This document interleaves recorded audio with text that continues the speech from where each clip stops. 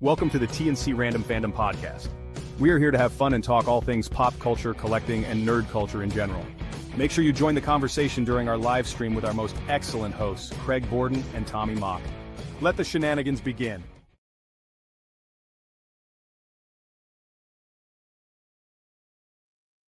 Good evening, everybody, and welcome to a fun evening of Star Wars in a galaxy far, far away here on the TNC Random Fandom Podcast. I am your host this evening, Craig Borden. My buddy Tommy Mock has been hosting a cosplay convention all day.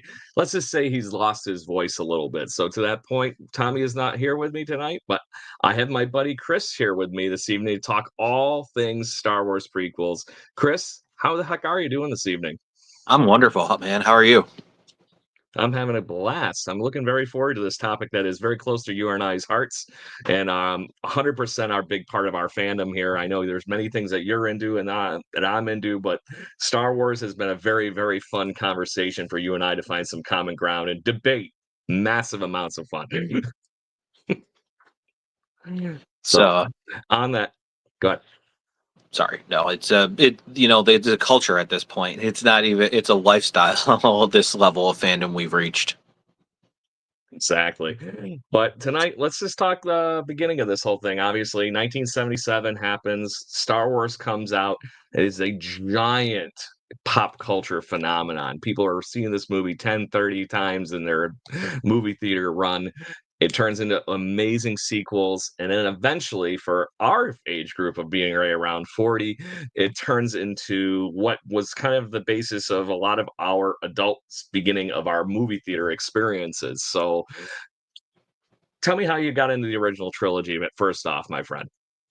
So we had received the VHS box set of the original trilogy. And when I say original trilogy, I mean the original trilogy without any of the special additional scenes added in that came later on in my childhood. Those were a fun element too when they got added in, because I got to go see those movies that I had fallen in love with on cassette in the theaters.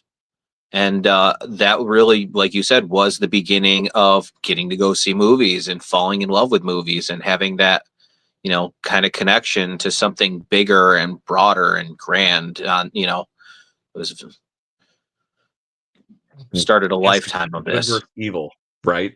And that was the bigger fun thing here. Oh yeah. So, like yourself, VHS era, was getting into movies and whatnot. I stumbled on Indiana Jones first, as far as George Lucas's movies are concerned, because obviously being an 80s kid like yourself, those were the ones that actually kind of continually came out in my young years. But I saw Star Wars, funny enough, for the first time, and this is just really dating the 40 part here. Remember ABC used to have the Sunday night movie? I do. It was like, yeah, that was the first one. And funny enough, I actually saw Return of the Jedi was the first one I actually had seen first. And it was during that Sunday night showing, and I'm like, what the heck is this? This is really, really cool stuff. And in the midst of that, I find out there was, obviously my dad's like, oh, there's 2 more movies of that. That's the last one that they made. And I'm like, what? We had to run to the Blockbuster or the supermarket to rent the other 2 movies, and that's when I fell in love with watching these movies. And to your point, the original Han shooting first, all that kind of good stuff. But then those special edition movies came out with the tweaks that were good or bad. Debate. That's a whole nother episode that you and I can probably spend time goofing around with that one. And we got to make sure we have Tommy here for that one, with the slightly a little bit older age group, being the Gen Xer versus the millennial group that you and I are in.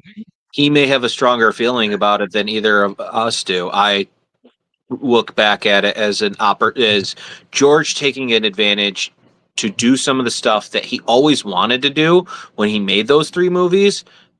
Especially a great example, the scene with Han and Jabba meeting under the Falcon for the first time. They had shot that with a real life actor. in the original part when they tried to make that movie for the first time, and it didn't work. They couldn't make it work the way they wanted it to work, and at that point Jabba was actually just going to be a humanoid character. It wasn't until they got to making Return of the Jedi that Jabba became the Jabba we all know now. And seeing that change is kind of cool. Yeah. You've seen that old one where it is literally like a guy in like a Viking uniform is what it more or less looked like. It was like, what in the world is this? Especially knowing all the stuff that you've seen since. But that was one of those pieces that they did bring back in. And I thought it was crazier that they still even had somehow like Harrison Ford step over his tail. And that wasn't like you mentioned, it was a person. So that was something they threw in and somehow made it work in the midst of the walking with the special effects, or was that something they did before? I don't know. If we could get George on the podcast, then we could actually get a truthful answer to this, but I find that highly unlikely of ever happening. Yeah, not, we're in our, peon level here, right? We are not at that level, sir. Yeah, we're the first wave of the stormtroopers that get blasted in the New Hope. That's about where we're at. So Absolutely. the pawns. But on that note, so that fandom obviously steeped a giant cultural, base for Star Wars fans that were, by the time, the late 90s roll around, Star Wars fans are foaming at the mouth. There hadn't been a lot of things new in the Star Wars universe. Yes, there was an expanded universe with the comic books. You and I were a big fan of growing up watching or playing the video games and whatnot on every console computer that we could get our hands on. I remember playing, Rogue Squadron on the N64, and then before that was Rebel Assault on the computer. Those are some of my favorite games of all time that just brought me more stories in the Star Wars universe. Chris, there were some of those I'm sure that were close to your heart as well. Yep, we did the Rogue Squadron, Dark Forces. My brother and I loved the flight simulator ones because I always thought, like, how cool would it be to fly in a spaceship? And then you got to like pretend to fly in a spaceship which was kind of cool. And then, the video games kind of gave way back to the new movies and led into that. I unfortunately did not get to really get into the comics as much as I wish I had. But still more material that was floating around, played with, licensed, so it was allegedly part of the universe, before certain other, mouse-eared people took over the whole franchise. But in the midst of this whole thing, go ahead. Sorry, we're probably the majority of my deep knowledge in my early days from the customizable card game. That was a good one. Couldn't get into Magic the Gathering, but definitely could get into the Star Wars version of it. So that was where me and my brother were at with that. Yeah, that's really cool. And so early days of the internet, all of a sudden the world hears there's another Star Wars movie coming. And then all of a sudden it's slated for release in 1999. And this was actually in an era, Chris, where you actually literally could break the internet. And I remember watching way too many QuickTime videos for movie trailers back in the day. And that download for that Phantom Menace trailer literally broke the internet for the episode 1 release. Do you remember what it was like when you all of a sudden heard there was going to be a new Star Wars movie? We were chomping at the bit. We couldn't wait to see it, and knowing what it was supposed to be, we were even more excited because we had always said, like, why don't they do a story about Darth Vader becoming Darth Vader? Like, how cool of a story would that be? And we got our wish, and it took years for that to happen, and it was probably one of the biggest movie events that I experienced in my childhood. And like to this day, I remember going and standing in line outside the theater, and like we couldn't pre-order tickets like we did now. Oh, we had to just sit and wait. Waited in line. We waited in line, and luckily the movie theater was smart enough to have 4 showings going at the exact same time. They had literally dedicated almost the entire movie theater to that movie just because the fan base came out in droves, and people were doing the same thing as they did with the originals. They were watching them over and over and over again. And I don't know if you've seen this movie, but I assume you have, because I feel like you and I have talked about it a couple of times. The best view into that time window of, late 1998 going into 1999 is this movie called Fanboys. Have you ended up seeing that one? No, No? Well, then I'm gonna break your thing, and it's you're okay. gonna have to dig this one up because this is gonna be a I'd have to dig it out. good one for you and your wife to dig in on and watch because it's a hilarious comedy. So the comedy is about these young gentlemen that are, giant monster Star Wars fans. One of them even runs a comic book store that they even keep a piece of Star Trek memorabilia in right when you walk in the door, just to make sure they can keep the Trekkies out. Because it's like, hey, we identified this person. You don't belong here. Get out. This is all Star Wars land. So, but on that note, the whole comedy is, spun around their one friend has got cancer. He Oh boy. probably is not going to make it to the release of episode 1, and they're counting it down religiously, like day to day. They even have a big beeper looking thing that takes the days off of it. And in the midst of this whole thing, they decide that they're gonna storm the ranch for George Lucas's ranch and steal a copy of the rough cut or die trying. And let's just say it's A-list celebrity, ensuing for everything Star Wars related, or people around that, with Kevin Smith and Jason Mewes. Then eventually Captain Kirk himself is actually in the movie. It's hilarious. And they actually got all the Star Wars people in it that they could too. Billy D. Williams plays a character in it. Carrie Fisher's in it. It's a hilarious movie. I highly, highly recommend it. And it completely summarizes this whole time frame of, oh my God, there's going to be more Star Wars, and what would that look like? And for this group of friends, it ended up turning into an epic road trip that you will not forget. It's going right on my list. I will have to see that. An interesting point that you brought that up. I didn't, and not knowing about it, I'm not sure where I saw this little tidbit in the world of Star Wars stuff. It might have been on one of the Disney produced making ofs. It might have been in the Light and Magic documentary or something to that degree. But I believe I saw somewhere that during the making of the prequels, there was I think it was a young child who was deathly ill and wasn't going to make it. That a little bit.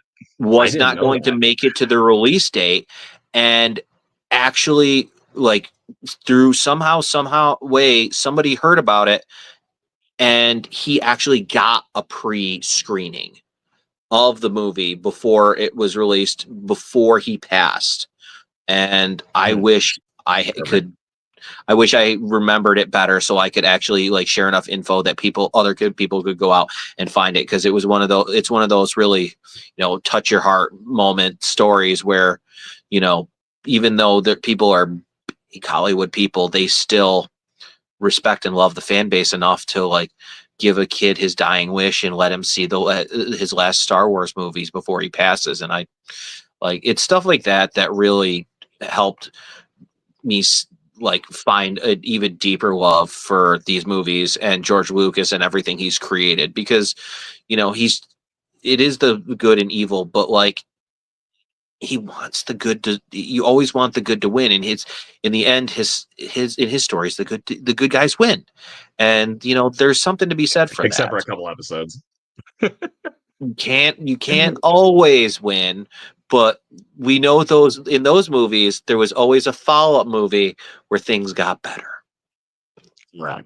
And that's what a true story arc actually really typically is. It's you identify the hero, some horrible shit happens, then you have him get kicked down, and then redeem everything at the end of the movie, right? That's a very, very, very normal Hollywood movie, book, whatever hell trope, right?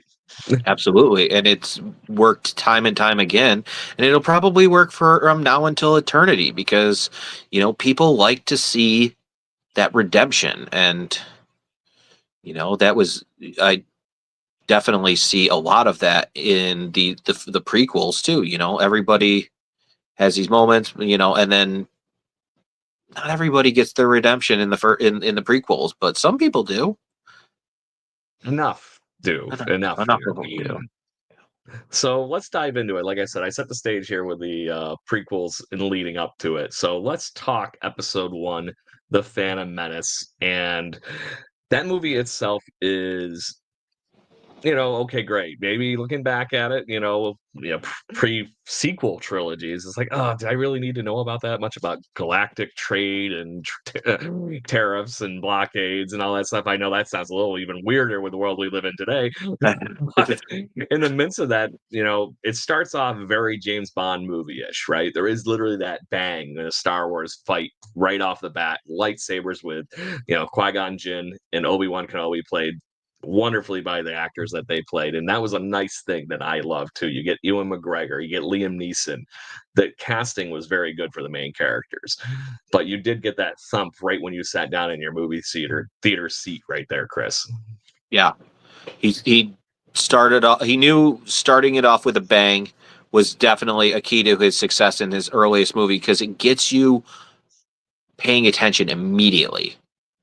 And what I was super jazzed about was getting to see some, gas Jedi action right off the bat because we really got only a little touch of that in the previous stuff. Especially in the original one. You Yeah, got a lightsaber fight at the end and a random arm cut off like 45 minutes before that. That was the only time we saw the lightsaber. Yep, we had, episode 4 definitely had very little of that going on. And, it built as those movies progressed. And it kind of built the same with the earliest movies, But I still would say that in episode 1, we saw probably one of the greatest lightsaber battles out of any of the movies. I agree with that statement. Because by the time you got to the climax of that movie, that was literally the name of the Duel of the Fates, and that Darth Maul appearing on screen with that dual lightsaber for the first time, that was mind-boggling. I don't recall seeing it before that. Even with the expanded universe stuff that I had seen, it was always a regular, everyday, single-bladed lightsaber. Nothing crazy, no weird stuff, no cross hilts that you saw later in the sequel trilogy, all that kind of stuff. But all of a sudden, seeing him just, especially after the first part of that movie, where you do finally see Darth Maul in action on Tatooine chasing after Qui-Gon Jinn, it's just the one blade he ever had out that whole time. And he's like, oh, I got 2 guys to go after now. And then bang, bang. It was ready to go. But I do agree with you that might be one of the best lightsaber battles in the entire series. And if not so much for the action itself, the score of the battle made it what it was. John Williams killed it with that score. Probably my favorite piece out of the entire 9 movies would be Duel of the Fates. I will sit and listen to Duel of the Fates like a total weirdo and just jazz on it from time to time, just when I need a pick me up. So, and but that's because you get your lightsaber fight on. I still don't have a good lightsaber to this day, and it makes me feel like an inadequate fan. I've got all this other stuff going on, but I don't have a good lightsaber because, I don't know. And honestly, I don't know how I would do picking my color. I think I might have a hard time picking a color. Yeah, good point. Now that we know there's so much more meaning. Yeah, I'm just getting my John Williams on that in those moments.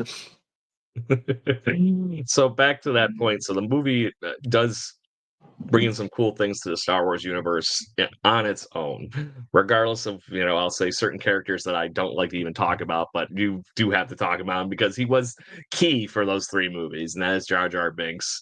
You bring him in, you bring an established, in the original continuity anyway here, the original movies, R2-D2, C-3PO being built by Anakin. Then you have all the pod racing and everything to it. So there was some really cool stuff that was added to Star Wars lore from the Phantom Menace, with just establishing the Jedi Order from a movie standpoint, not the books and not the comics, any of the weird TV shows that we had beforehand. There was a lot there, Chris. Out of those things, what was some of the stuff that stuck with you in that first movie? Pod racing. The pod racing scene. Awesome. Yeah, it was like, look at this little kid. And he's like racing these pod racers, and it's like a race to the death almost.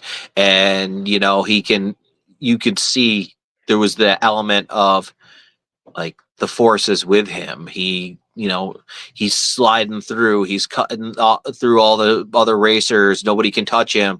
The snipers are missing him, or just winging him and not actually taking him out. And it's just like, whoa, okay, It's got something. this is a good start. Like we saw the Qui-Gon and Obi-Wan stuff, but then they didn't they didn't do us a disservice when they introduced Anakin. He wasn't just like some little yeah, he was a little kid, but like there was an element of this kid's special that you got out of their time on Tatooine with him, and it's like, okay, this could go somewhere. I'll give you this tangent anyways, at least in George Lucas fandom and whatnot like that. It's like, okay, that movie could have very quickly, with Liam Neeson and Ewan McGregor as your leads in that, with a young kid, all of a sudden in the movie, like you don't see Anakin until like 30-40 minutes into the first movie. And in the midst of that, it could have very quickly become a short round Indiana Jones thing where it was there for more of the comic relief than it was to actually advance the story. You quickly turned that whole thing around by doing that pod race where Anakin is the reason they can even get off this planet. There was a very, very calculated thing to bring him up on that level, and why he is the chosen one character of the Star Wars universe. That was a hell of a play. Yeah, and they also kind of made him Space Jesus by having him have an immaculate birth. So there was that element of it too. So it's like, And all midichlorians aside. So we forgot about him for quite a while afterwards, but didn't completely forget about him because they eventually came back and made their way back in. So, it's interesting. Little things that people think aren't important, they manage to find their way back, and there is some significance to almost everything they do in those movies, some way or another. Eventually, correct. It all plays off each other, or it's clever writing to just get something back to where you want it to at that point. But so then the crazier thing is he takes that wonderful fun of the pod race, jumps in a spaceship where Qui-Gon told him not to get out of the seat. So he listened. And then blows up a starship that actually was the one that was controlling all the, droids that were assaulting the Gungans and everybody on Naboo to begin with. So even more that he took that and translated it from the pod racing to sitting in the cockpit and obviously becoming one of the better starfighter, people throughout all the stuff that you and I watched around the movies. But it was a really cool play to kind of almost foreshadow that moment a little bit. Yeah, and those comments from that Luke made about my dad being one of the greatest pilots in the galaxy, it's like, man, he started out early. This guy's saving the galaxy right from the very start. The first time he gets into a spaceship and actually is allowed to pilot, he somehow saves the day. All right. Exactly. So it has been, as we move forward, is there anything else you want to mention on the Phantom Menace before we move on? Because it has been technically their 25th anniversary already for that movie. Like I said, we're kind of celebrating the 20th anniversary-ish of the whole prequel series, because Revenge of the Sith this week is actually going to be, turning 20. But 26 years since the Phantom Menace came out, my friend. Yeah, it seems like yesterday at times, because it's made it a comeback in a great way, in my opinion. Honestly, I love the fact that, because people from our generation grew up with that being their Star Wars trilogy, and they put that out of there in front of their kids, and they've created a whole new fan base out of in their children with these prequel movies. And you can have issues and feelings about characters from these movies, but for the general mass of fans, whether you liked elements of them or not, that doesn't take away from, these were your movies. These were the movies that brought you deeper into the universe. You had that connection of going to the theater and experiencing something new and experiencing something people had never seen before. And that was always a cool part of these movies too, is how the special effects turn these movies into movies you will never forget, because you've never seen anything like that before, you know? And the funny thing is, I actually watched the Phantom Menace and all of them recently, knowing we were going to be doing this show, and they still hold up special effects wise. Where I Absolutely. can't say some of the even Marvel movies of the last few years hold up as well as some of the Star Wars ones are. You know, you can see where the cheap CGI moment is, where you're watching these Star Wars movies. George Lucas had it dialed to 11 back then, so it still looks very crisp, very real. I will say the Gungans look a little, I'll say, plasticky, but Yeah, the it didn't Gungans. ruin the moment. You know. No, and there was honestly a lot of confusion a bit when with the Gungans for me as a fan in the early days, because it's like, why does Boss Nass look so different than Jar Jar? They're all Very Gungans, but different. they don't really look the same. This is slightly confusing. And then it turns out, you find out later on, oh, there's a whole bunch of different type of Gungans, and some are tall and skinny, and some are short and fat. And it's like, oh, okay. Well, That makes more sense. at least the explanation is completely reasonable. You know, they're a species that not everybody in the species looks the same. Cool. Okay. And there you go. Thank you. Thank you for, It's not like you know, humans are, there's a one little way or the no, other, right? no, We no, have all this there's mixed in. lots of diversity, and, you know, to see that they were smart enough to actually include diversity into some of the races that they created for the movie was, for, you know, better forethought than most people have. You look at a lot of movies and TV shows, and all the aliens look exactly the same, and you can hardly tell them apart. And it's just like, all right. That was Oh, kind and of the they don't even look that alien. Where the yeah. Gungans were very alien. And Outside of my Star Wars fandom, I'm a giant Mass Effect BioWare fan. I love those first games. They were amazing. By the time you got to the fourth one that they made, not well, it's pretty long ago now at this point, now that I think about it, because it was Xbox One, PS4 days, not what we're in now. To your point, they tried to expand the universe, and then all the aliens ended up looking exactly the same, all the new ones that they added. So you had all that wonderful stuff that they continued to play with from the one established universe, but then they moved over and said, hey, we're going to do our own little thing here. Kind of dropped the ball on that part. Still a great story for Mass Effect Andromeda, but like I said, that little, it felt dry, felt stale, kind of repetitive because of some of those elements to not having that forethought, like you just mentioned. So anyways, let's talk even further forethought, because this is my favorite of the three prequels, because I love Attack of the Clones, because there's one little spot in this whole movie that tickles a little bit of my other piece of my fandom.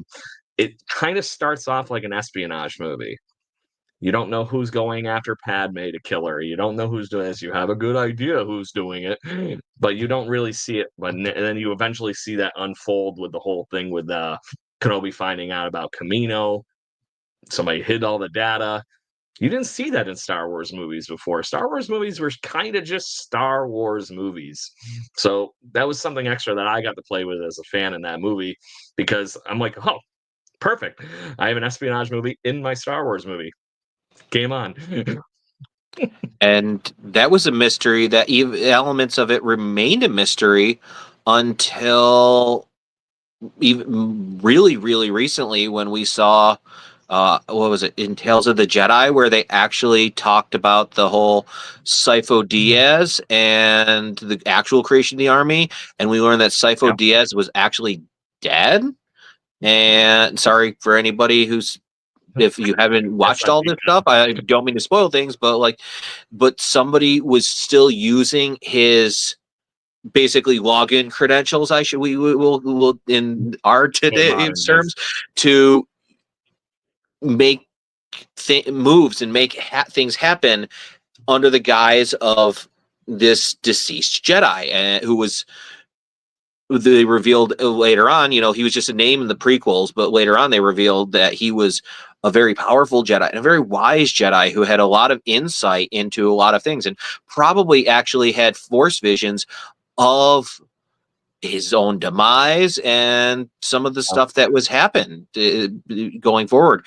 And it's just like, yeah, I guess that's probably why they took him out early, because he was a threat. And the Yeah, but long Palpatine was a game, little forward thinking, right? As far as all his things go, because there was a long con going on there for a very, very, very long con, and that's what the Phantom Menace's government fund that we were talking about at the beginning sets up, and then you start seeing that really start to play and unfold.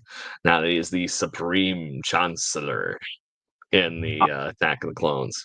probably one of the most calculated, evil bad guys you'll ever come Yeah. across in any movie series. I mean, how many I can't think of any other like major movie series where somebody is so good at manipulating everyone and everything around them to meet their goals. And it just, when everything finally clicks and everything comes into, and you see him go from that, he's You don't playing see an any of act. those. He's You playing don't an see act the any of whole those time. characters win. That's the catch. Like, one I can say that was that crazy and manipulative and everything is actually in a new show that I'm watching again, the Daredevil series, the Kingpin. Oh, okay. Oh my god. But the Kingpin loses in the Daredevil series, and we're only 2 episodes in on the new one, so I'm not gonna talk about that. But he's back. So it's one of those things, but you never see the long con play out to the way you do in Star Wars. You see the seeds, you see the plant grow, and you see the plant grow into a tree before it finally gets taken down by the Rebel Alliance. And that's the difference I think you get in the Star Wars movie. But you do see that, hey, guess what? Palpatine was the one that gave you this clone army and everything in Attack of the Clones. Yeah, and even possibly gave us Anakin. Well, whether they'll confirm that in the end or not, we have no way of knowing. But the whole thing with, him being Space Jesus and Immaculate Conception, and we now have the bits and pieces that we gain of knowledge we gained from a very, very not well received show with some actually good ideas in the what was the Was that Kenobi? What's that Acolyte? one that we In the saw? Acolyte, Acolyte. we Yeah. had the twin girls who were conceived of the Force, and seeing that concept isn't just limited to Anakin, it was actually something that certain Force users had certain abilities to do, leads you to wonder, okay, how far back does this manipulation of the galaxy go? Because Yeah. that's cool. yeah. So back to Attack of the Clones, we do see the Padawan relationship with Obi-Wan Kenobi and Anakin Skywalker right off the bat in this movie. And the odd dynamic that it is, Obi-Wan trying to be the Qui-Gon Jinn and really living up to his master's, mannerisms, everything, personality. And you see literally Anakin being young, brash, and just diving out of speeders into the city of Coruscant. It was a fun dynamic to see them in that level of master and student. Absolutely. And I honestly think the way they did everything was great. But at the same time, now looking back at it, I almost wish after episode 2, we got to see the whole Clone Wars animated series before we got to watch episode 3, because that filled in so much of it did and it didn't. It like the end seasons where they got all the way to Order 66. Yeah, they do. But before that, the stuff that led up to that just filled in a lot of that dynamic between Obi-Wan and Anakin was huge. And there was always a lot of references throughout episode 2 of, remember when you fell into that pit of Gundarks and I saved you, and things like that. And it's like, oh, I would have liked to have seen that. What's a Gundark? Yeah, you see that in full form in those shows, but I want to end the show on the Clone Wars, but thank you for touching on that, as I do think it's vastly important to the, episode 2, episode 3 conversations. I don't think you can have them in the same fashion that you and I got to enjoy as a fans if you didn't have some of those things going on too. So, but eventually, you get this other, Obi-Wan's doing his little mystery thing. You get the love story that's starting to form. Padme and Anakin, which fine, take it if you leave it, that's wonderful. But this Star Wars story doesn't happen without that love story. You do not have the fall of Darth Vader without planting that seed and doing all the stuff that they did. And I do think that they did that really well in creating the, I'll say, playing with the tension up to that point. And then other than the, what seemed like a bigger age gap than I'm aware of, but what do I know? Is what it is. You do see it unfold to the point where they are literally about to die in the Geonosian, I'll say, gladiator pits, and they finally just say, you know what? Game on. We're gonna die anyway. But that was a really cool scene that you finally got to see that unravel. And then, not to mention, Chris, that was a really cool scene in movie history, I think, anyways, with showing all the Jedi get together for the first time. So walk me through that part of what you thought when you were seeing that piece unfold on the main big screen originally. It was, I have to say, I really agree with the way, it was epic. It was all the Jedi just come storming in, including Yoda. Everybody wondered, like, what is Yoda, what can Yoda do? He's this tiny little guy. He walks with a cane. He talks kind of funny. And then he's like the most acrobatic fighter that you'll ever see. And it's just like, you get to, and I then remember you being see in the movie theater when you see him light up that lightsaber for the first time. Everybody in the movie theater cheered. oh yeah. It was wild. And same with Sam coming in with Mace Windu with his purple lightsaber, and coming after Jango Fett, who's supposed to be the most deadly bounty hunter in the galaxy, to the point where they would use him to create an entire army based on him. He's such a good warrior, and Mace Windu just ends him in seconds and has no qualms about decapitating him, which you've gotten into any of the other stuff later, you've heard that Mace Windu was, while being a master, had some people in the Jedi Council that weren't always the biggest fans of him, because he was a bit of a warrior as far as Jedi go, and his purple lightsaber was an element of his understanding of not just the light side, but the dark side, and, embracing and encompassing both those elements into who he was. And it's just like, whoa. And, then we got the fight with Dooku with Yoda, and that was cool. And episode 2 will always, be one of my favorite movies, just because it tied everything together with in such a great way. It got us from Anakin as a kid to Anakin the Jedi. Even teasing the dark side thing a little bit. Yep. The beginning, that lightsaber fight, when you finally see Dooku and him douching out, they don't show the lightsaber fight. They just show the red and the light. The red and the blue lights going all over the place, and all of a sudden he's missing an arm. It's like, okay. But it was that foreshadowing piece that I thought it was really cool in that lightsaber fight. Yeah, and an element of me wonders if that was because, Christopher Lee, who was amazing and just an amazing human being. If you ever go back and look at the history of Christopher Lee, it'll blow your mind, all the things that gentleman did. And but I don't imagine at that point in his life he was, as you look at Hayden Christensen and Ewan McGregor and the amount of time and effort they put in to develop their lightsaber skills, to the point where when they got on screen, they looked badass.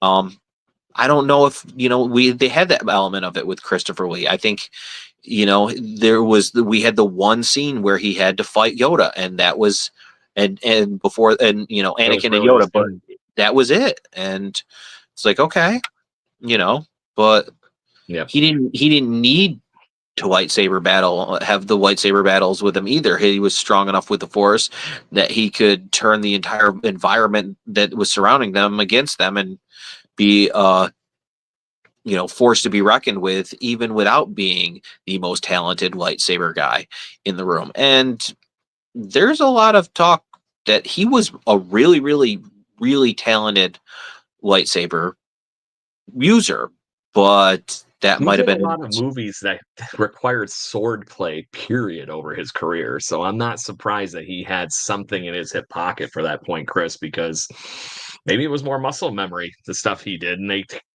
tailored the lightsaber fights to be around what he was taught. Because, well, just do segue points here and go right into the beginning of the third movie. The third movie starts off with a lightsaber fight with him, Anakin Skywalker, and Obi-Wan Kenobi, and Obi-Wan is thrown right out of the fight really, really, really quickly with those force making the environment uncomfortable, like you had just mentioned. But now you got to see the heir to the throne. Anakin Skywalker just completely takes, Count Dooku to school. And yeah, and the literally, last time we saw them fighting, he got taken to school and lost the hand. It was a complete flip on where we left off at the end of the other movie to where we were starting the next. And that really did show a lot of time progression in Anakin as a Jedi, as a character. Like a lot, you could tell instantly a lot had happened from the last time we saw him till right now. and then the rest of the movie obviously centralizes around the fact that Palpatine is going to unveil himself and how he's going to get there. And the rest of that movie really also sees in parallel the rise of Darth Vader, very slowly, methodically. And I thought it was a wonderful, slow drip of awesome. You get the Darth Plagueis the Wise conversation with him and Palpatine at the, I'll call it opera, for lack of a better term.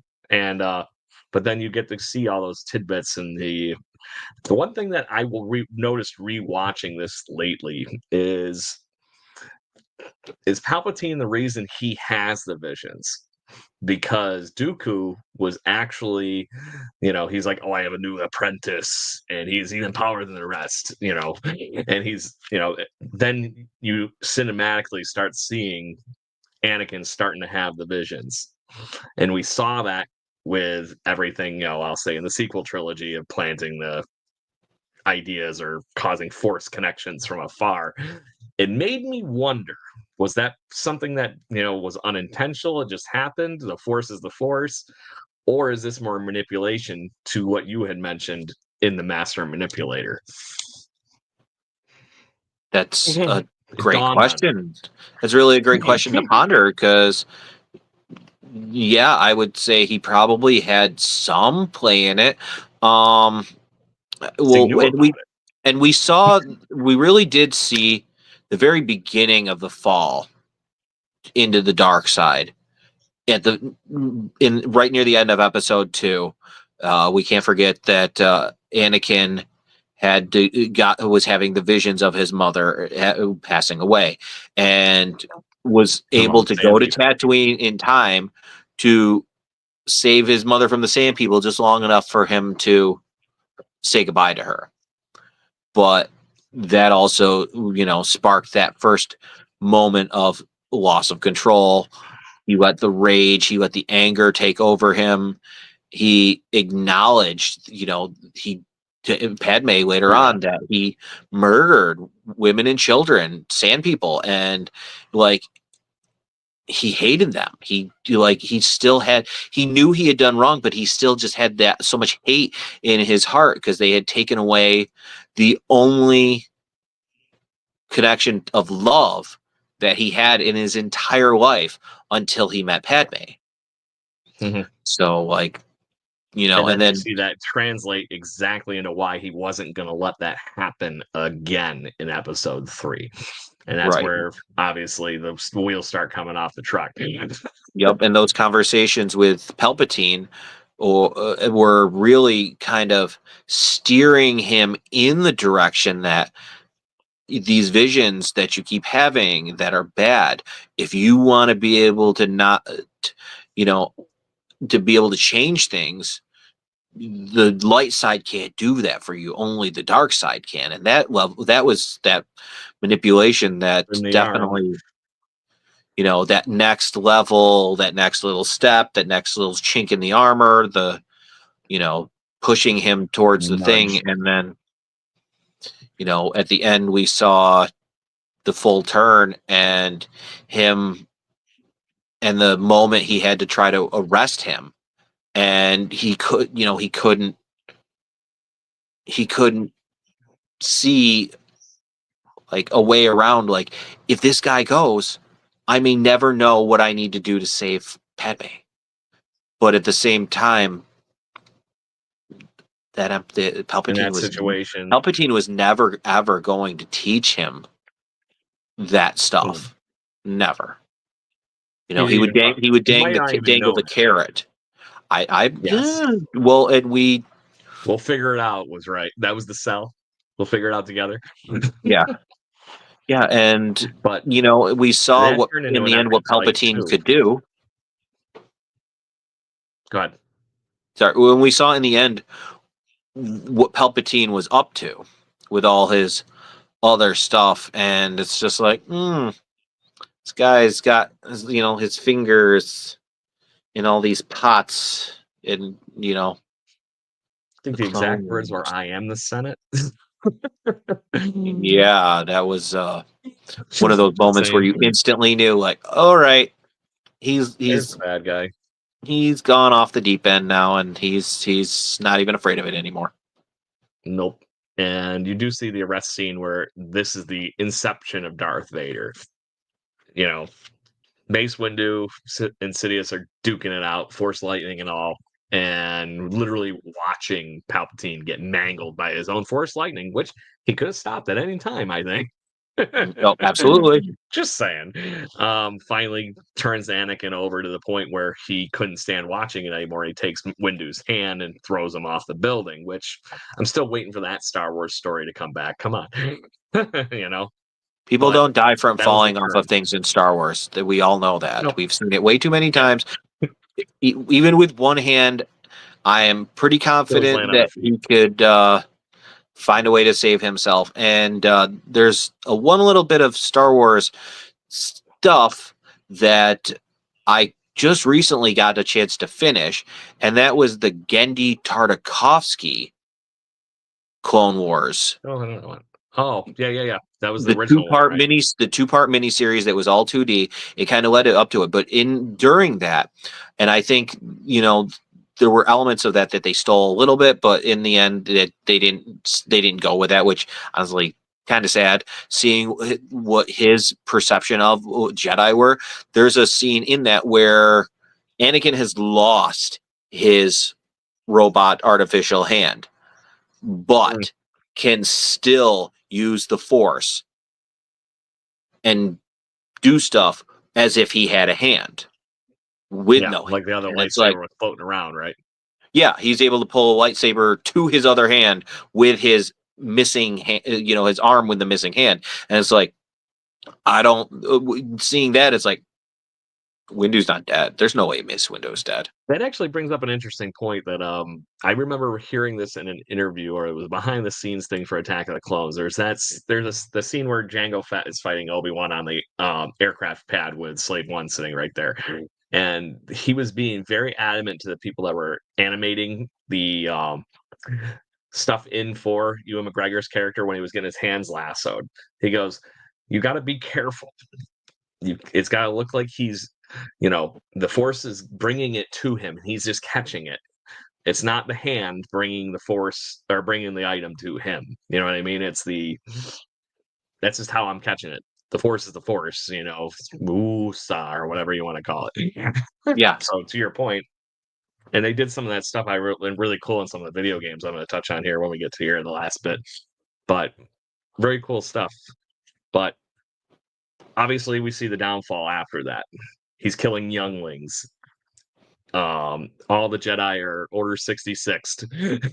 That was something I had not seen in a movie before, and that was wild because that was one of those things. Where did all the Jedi go? That was one of those things that you always asked on watching the original ones, and then you start watching the prequels, and it's like, oh, first one, there's a shit ton of Jedi. Second one, shit ton of Jedi. How are they going? Where are they going to go? And like that changed everything. Yep. And to have the trilogy end on such a dark ending too, like with all the good guys are getting obliterated. There's all like the whole galaxy is thrown into darkness and despair. The Emperor has taken control. Has deemed himself the Emperor. He's no longer the Supreme Chancellor of the Senate. He is now the Galactic Emperor, and he's now ruling over the galaxy with an iron fist, and it throws the entire, like, I don't know if they even do they at somewhere somehow there's a timeline that shows how long they actually were under control. At the top of my head, I don't have that number like ready, but I've seen that too. There is, yeah, because they have like a years and stuff as this happened in this year and this happened in this year, but like I haven't paid close enough attention to keep track of when he so it's like at least it's half a lifetime, because Luke starts out and Leia are born at the very end of episode 3, and then by the time we catch back up with them in episode 4, they're in their 20s. And they spend their entire lives half their lives fighting against the Empire. Yeah, that's how it is. And in the rest of that, obviously, they even get into their old age, still fighting a very similar looking villain, but that's a whole nother story. But so we had talked about how crazy the lightsaber fight was in episode 1. The Anakin Skywalker Obi-Wan Kenobi fight is probably a very close second for a lot of people. And it is crazy skilled, and it was actually the two of them doing it, which, to your point earlier, that's awesome, because it did make for some of the great shots that they got for that lightsaber fight, and for it to end the way it did with him in an epic speech and the meme that is that I have the higher ground. Oh, the most debated point from the entire movie. Did it matter that he had the high ground?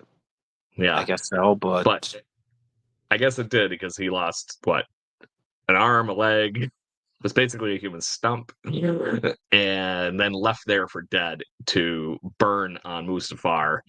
And that's where Palpatine finds him, reconstitutes him, gets him repaired, and then you see him tilt up, full James Earl Jones voice, asking, "Where's Padme?"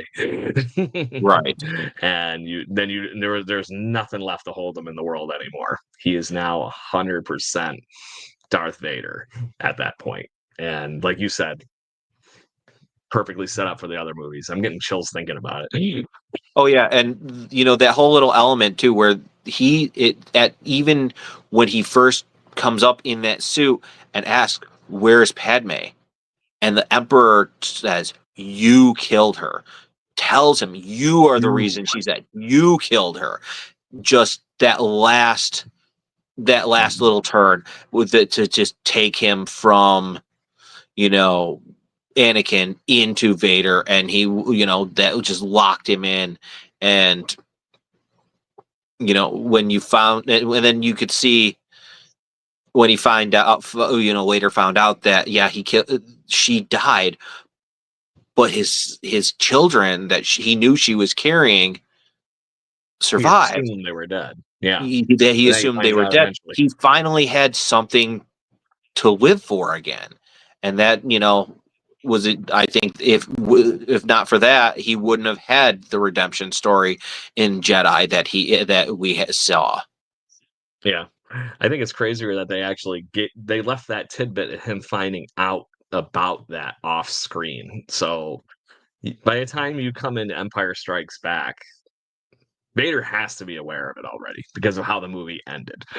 So how does he get there? That was actually done in a Marvel comic book where apparently Vader and him, Luke Skywalker, crossed paths previously, and in a very quick fight that happened, I can't remember the exact semantics to it, but basically he sensed that that Luke was his son, and that's how he in turn knew that. And then obviously eventually Luke's own feelings betray him in Jedi, and he knows about Leia all of a sudden.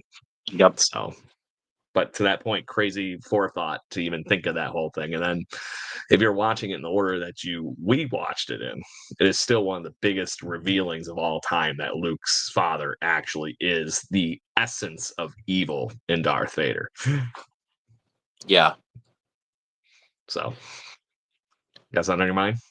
No. Well, I recently came across a TikToker who I got a kick out of because she straight up said right at the beginning, I have no ability to follow movies. I can't keep up with characters. I don't know who anything is. I struggle to keep track of storylines and stuff. But like, I like to watch movies, and these Star Wars movies, I've always been are cult classic. They're some of the biggest movies ever made, some of the most popular movies ever made, biggest fan base. Somehow somebody had convinced her to watch it in the order I would say, like you just said, would be the order to watch it in.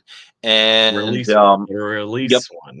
Or Right. yep, or and then like also Sam Witwer, the voice of Maul and Starkiller and all the things, has said, if you're going to watch these, watch them the way they were released originally to a degree. You could throw some of the animated stuff in the middle between things to help fill in the gaps without spoiling too much. But you still got to know, okay, when you get to this element, you got to stop and then watch this movie. So you watch the movie and then you can come back and finish it, kind of thing. But watched New Hope, Empire, got the big reveal in Empire. So had that moment that we all had the very first time we got the big reveal in Empire. What? And then got into Jedi, followed the story through Jedi, went back and watched the rise and fall of Anakin. And like, it's like watching somebody who never ever watched it all find those moments in the movies that we all enjoyed so much for the first time was kind of fun. Yeah, it's a rarity these days, especially amongst people our age and all that kind of stuff. It literally is in that usually somebody that didn't watch movies as a kid that's somehow our age, and hey, I'm just trying to get into all this stuff. Or it's somebody that didn't grow up around here, like some of our friends that we were going, come on, you got to watch it, you'll enjoy it, trust us, or you're handing it off to the next generation where you and I are showing our children what that looks like and showing them in that manner. My brother's been debating if it's the right age for him to start showing Peter his my nephew, because he's about 7. It's like, he probably would enjoy it, but he's not going to get the same gravitas that you and I would get out of it if he was a couple years older. But there is my nephew watching those first ones and knowing that I don't care, dogs even know Darth Vader's a bad guy. You seen those videos? No, God.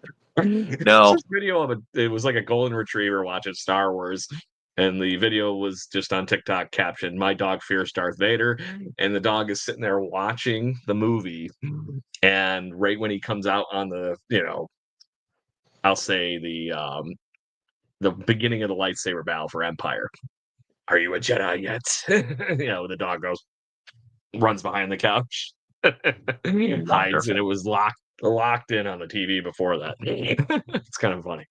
Yep. So my brother's going to get to introduce.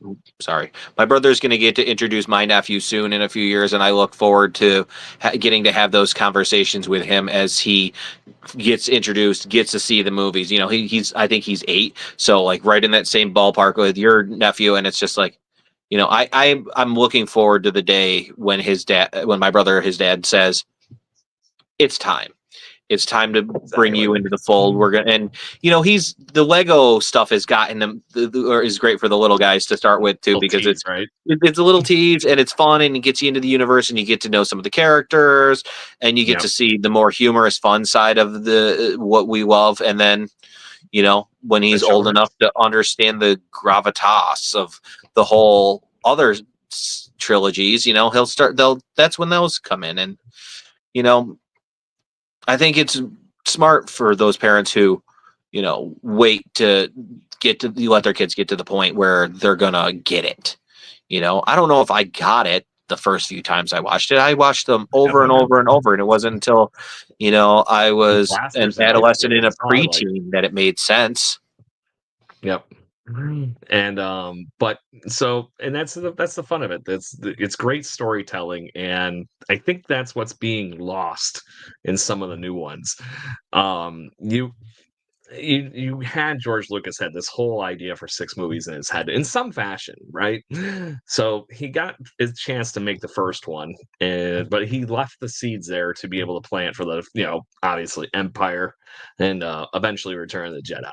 He was hoping that someday he'd get to take the toys back out of the toy box and get to play with them again and make the first 3 movies. He got to do that. So in the midst of what's happened to do that and what's happened in, I'll say, Star Wars history with the takeover with Mickey Mouse and running the show now and everything like that, some of those things have not been taken care of as well. You and I could debate that fully in a whole nother show, Chris, with Tommy here. But I do want to talk a little bit about the other tidbits there. I'll define the prequel era. You and I would be doing a disservice if we didn't talk about for at least another 5-10 minutes here, and that is the Clone Wars, the video games, the assault of merchandise that you and I got as a Star Wars fan in our youth years. Talk to me about some of the things that you loved during that time frame for Star Wars. We were really into the games mostly, and we had every console-based Star Wars game that ever existed. Got into some of the other stuff, and like Clone Wars for me was huge. Like I've watched the animated series Clone Wars in its entirety probably 4 times through now at this point, and like I still catch new tidbits every single time. And back then, like that was it. We had our 6 movies and we weren't going to get anything else for a very long time. So like that was all there was for content. And that was the beginning of some of the best like sub and side content that ever got created. I am like a huge Dave Filoni fan, and like am super impressed with his ability to work inside the universe of Star Wars and stay true to Lucas's vision, and develop these shows and these new characters that have, I think they're just as much part of the Star Wars universe as anything that was canon from the original 3. Like we can't I was honestly kind of saddened by the fact that they didn't find a way to tie in Ahsoka in, episode 3 at some point. In Empire, Rise of the Sith, or Revenge of the Sith, Because by that one point, of my favorite characters in Star Wars history, and I'm so glad that they finally are giving due to that character on the live screen in the TV shows. And I think Rosario Dawson's been playing a wonderful Ahsoka Tano. First, I forget her name that does the voice for her but she's amazing in the Clone Wars stuff too. Ashley Eckstein killed it in the animated series, and Rosario Dawson is a fantastic Ahsoka. She took the time to study the character, even though it was an animated character, took the time to study the character in depth and had like such a great understanding of the character going into the live action shows that she portrayed it perfectly. People could be upset that they didn't give Ashley that nod, but Rosario has given the nod to Ashley enough times in interviews and other things that she does not she understands that they both share an equally important role in the character. I believe the exact words was, "I stand on the shoulders of the person that created it," and she gives her the obvious credit for, owning that character as long as she did. So Right. it's really, really cool stuff. Yeah. But so I remember sitting around when, my younger years, obviously post, so this has got to be about 2000, 2001-ish. We'd be sitting around the N64. We'd be playing, Pod Racer, and then we'd jump over to playing Jedi Power Battles on the PlayStation. It was all those games that expanded those movies and then continued to build on it. Then we got some really crappy Clone Wars games. Some other ones over the years. But the Jedi Starfighter stuff was always really cool. That was another one that in that time frame really took what you and I loved from the original series and Rogue Squadron and whatnot, and moved it to a new medium in the new PlayStation 2 and all that kind of stuff, and the Jedi Starfighter stuff. It's really cool. But is there any other Star Wars stuff, Chris, that you would like to talk about for a second before I wrap up our show here? Oh man, I think we did a pretty good job covering everything tonight. It's so hard to just not go on for hours and hours and hours because there are so many different things you can talk about and so many little points that you could bring up that can be debated for hours on. Was this the right choice? Was this not the right choice? What did you love this? Did you not love this? What were the elements of the universe that you fell in love with? And like the list is so long at this point.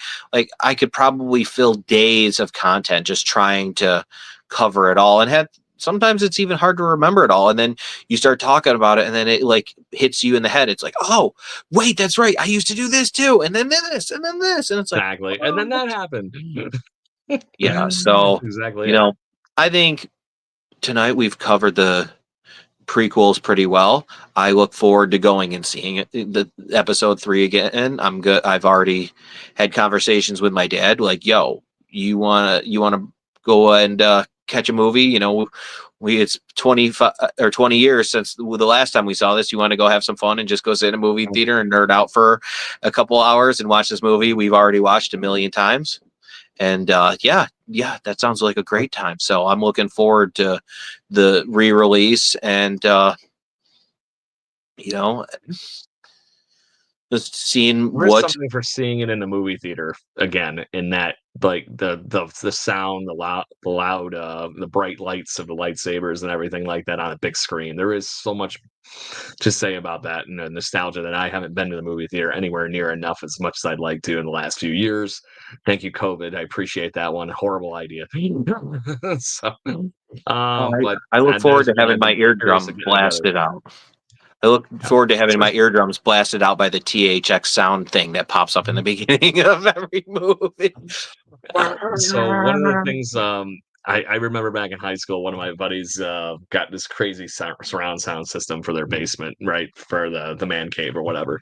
And we got done hooking up, and he goes, "Oh, what the hell are we gonna test it with?" I'm like, "Attack of the Clones," where Jango Fett's running away or chasing after Obi-Wan Kenobi, the sound grenade things. It was epic. You could hear it going like all the way around you. It was awesome. Shook the base. Shook. You could feel it shaking the floor above us in the basement. It was good. So, Chris, thank you very much for joining me this evening. I had a great time, and I hope you did too. And I guess we're gonna have to have you back for at least another Star Wars talk. Always happy to weigh in on Star Wars stuff, man. You know it. And thank you for having me. This was a great experience. Yep, definitely. And like I said, we will definitely figure out something fun for you to come back for and chit chat on. And along with that roundtable talk that you had mentioned, I'm still looking forward and trying to figure out a great topic for that one to get a bunch of people together in the same room and we can literally, hash it out. So thank you again. I greatly appreciate it. Hang out for a second after I do the sign off here. But thank you very much, everybody, for joining. We just see a few of you come in and out of the chat. No comments tonight. You guys are killing me. Come on. We can't be right about everything, especially me. Chris is the expert here joining me tonight. So make sure you tune in every week. We are here 7 p.m. Eastern Time, Sunday nights. We will have a new topic of all things fandom or nerdy for you to chit chat with us on every week. And if you miss out on the live show, make sure you catch us on Spotify or YouTube, Apple Podcasts, wherever you get your podcasting pleasures from, and we will enjoy a conversation. Hit us up at TC Random Fandom if you are interested in maybe even joining, like Chris here, on a future episode and see what we can talk about. Until then, we all hope you have a great week, and cheers.